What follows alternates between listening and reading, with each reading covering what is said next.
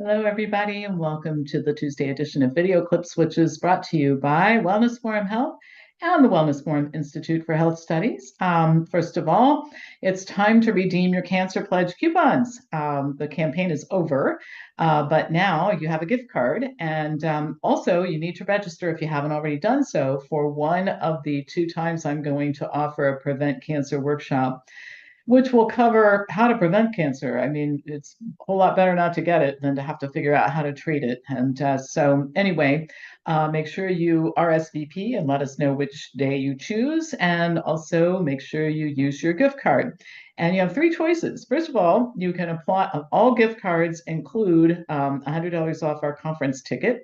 October 31st through November 2nd. I've been talking about a different speaker every week. So today I'll mention that Mary Marshall, our health coach, is going to have present a workshop on having a healthy relationship with food. And even healthy eaters sometimes have an unhealthy relationship with food, thinking food is the enemy, and people binge and starve and all that sort of thing. So lots of stuff to talk about there. And she's terrific at helping people move beyond their limitations and their limited thinking. So that's just one of the many workshops that we'll be presenting. And you can go to wellnessforumhealth.com and look at the entire roster of speakers and their topics and that sort of thing. There's a little bar that says conference, and you can click on that.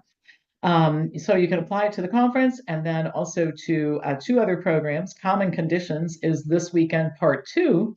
We had a great weekend last weekend, lots of questions and discussion. I had a great time. I think all the attendees did. This weekend, we're going to talk about tetanus vaccines, hemorrhoids, food allergies and sensitivities, tinnitus, fibromyalgia, and new perspectives on depression and anxiety. And of course, lots of time for discussion and questions. So that's a Friday night, Saturday all day. And we record it in case you can't join live or you live in an unfriendly time zone. The other thing that you can apply it to is Winner's Circle, which is a life-changing, several-month-long program that will, it's not just a program. I shouldn't even call it that. Like, people sign up for programs after programs after programs, and then when the program's over, they go back to doing what they were doing before. So this is designed to change your life, and it really is a life-changing experience. And I've recently gone through some life-changing experiences, and so I bring to the table a lot of personal experience I can share with you about that too. All right, so I have a couple of news items I want to share with you, and the first one is so absurd that I just have to share it with you. And I guess the overarching topic is our healthcare system is becoming more absurd. It is sinking into further and further depths with each passing day. So here's what I saw, and there's an article published in a medical journal, and from the beginning of this entire debacle I'm going to talk to you about, which is the review board, the researchers deciding to do it, the review board that approved it, and then the journal that published it. You wonder what is wrong with people. All right, so researchers report that loneliness may be treatable with drugs. You heard that right. The solution is giving people ecstasy, often referred to as Molly. In a recent study, giving patients ecstasy resulted in, quote, a robust increase in feelings of connection in people socializing in a controlled setting. Subjects were given ecstasy or a placebo and then asked to talk to a stranger. Those who took ecstasy reported that the stranger they talked to was more responsive and attentive, that they found lots of things in common, and that they found the conversation, quote, enjoyable and meaningful. The authors concluded that taking ecstasy could help patients feel safe and trusting, thereby facilitating deeper emotional exploration. Joshua Woolley, a psychiatrist at the University of California, San Francisco, says psychedelics induce this plastic state, a state where people can change. They feel open. They feel like things are possible. He's definitely a fan, but also acknowledges that psychedelics like ecstasy have been used by cults because they make people more trusting and it's easier to take advantage of them. They also make more people more likely to allow others to touch them. And God knows what we really want is people being open to strangers touching them and open to suggestion from the various people. I mean, again, I just shake my head. I can't even believe that this happened.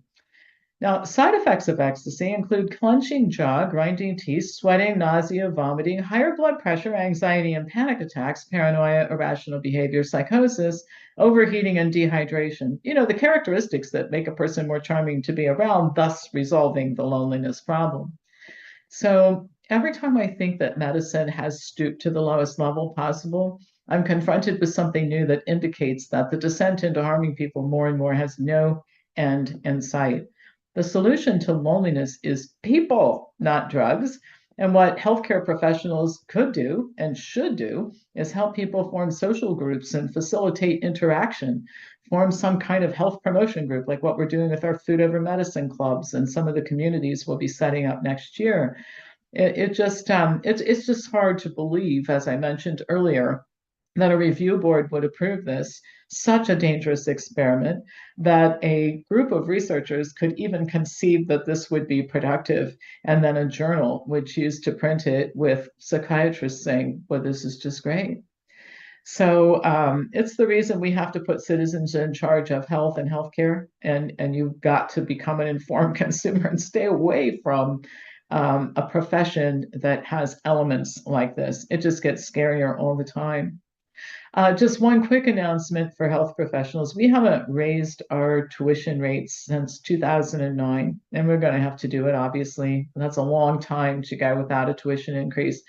So we've added some extra training and apprenticeship and mentorship to help people start their businesses better, their practices. But this is a good time to talk to me about starting our professional development program and locking in the tuition rate because, like I said, prices and fees for everything just go up, including running our company.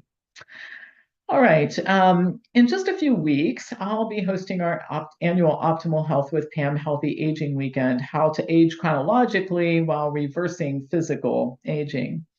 Well, to be clear, we're all eventually going to leave the planet through death, but every day until the departure date, we can live exciting, full lives with our mental capabilities intact.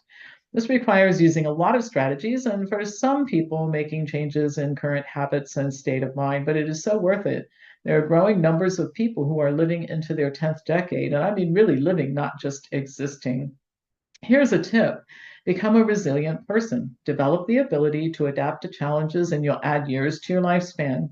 A new study shows that mental grit is an important factor in longevity, even for people who have conditions like diabetes and heart disease and cancer and who have had strokes. It matters even after controlling for smoking and other negative diet and lifestyle behaviors. The study included adults 50 and older who were scored on a questionnaire that rated perseverance, sense of purpose, self-reliance, and the recognition that certain life events must be experienced alone. Those who scored the highest had a 38% lower risk of death as compared to those who had the lowest scores.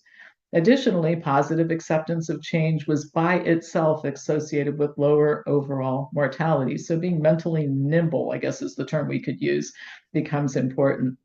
This study isn't an outlier, by the way, and almost all centenarians, if you listen to them tell their stories, cite their sense of purpose, their connection to friends and family, and mental attitude as important contributors to their long and happy lives.